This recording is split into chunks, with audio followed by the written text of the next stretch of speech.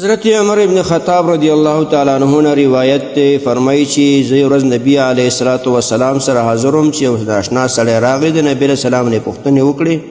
یو پوښتنه دا و چې ایمان څه ته وایي. نبی سلام ته ویل چې په الله ایمان لرل، په ملائکو ایمان لرل او د الله په کتابونو ایمان لرل. نو محترمو ادوه خبرې موږ مخکې بیان کړې وي چې په الله ایمان لرل او په ملائکو څه مطلب دی. نن به دا خبره زده کړو چې د الله تعالی په کتابونو ایمان لرل څه مطلب. نو دا د ایمان دریم رکن دی. د کتابونو څخه مراد هغه کتابونه دي چې الله تعالی په خپلو پیغمبرانو نازل کړي دي چې د مخلوق لپاره رحمت، د انسانانو لپاره هدایت شي او د دنیا او آخرت نیکمرغۍ په برخه شي. یعنې د دنیا او د آخرت ګټې الله ور نصیب کړي.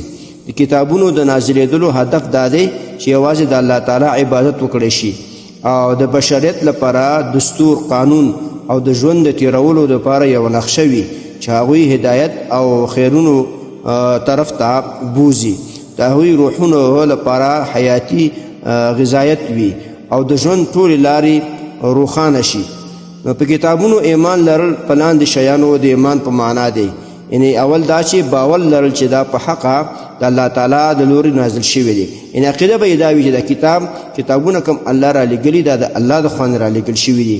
او دویم دا چې په هغه کتابونو ایمان لرل چې نومونه راته ښودل شوي دي، لکه قرآن چې په حضرت محمد صلی الله علیه وسلم نازل شوی دی، انجیل په حضرت عیسی علیه السلام نازل شوی دی، تورات په حضرت موسی علیه السلام نازل شوی دی، زبور په داود علیه السلام نازل شوی دی.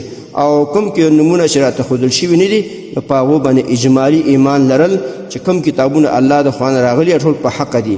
محترم مسلمانانو ورونو، نن دغه دریم رکن د ایمان موږ زده کړو چې په ایمان دې ته وایي چې د الله په کتابونو باندې هم ایمان لرل. او دغه اجمالي خبره مې دله بیان کړه. الله دې توفیق تر نصیب کړي چې دا تاسو زده کړي او نورو مسلمانانو ته هم ولېږئ.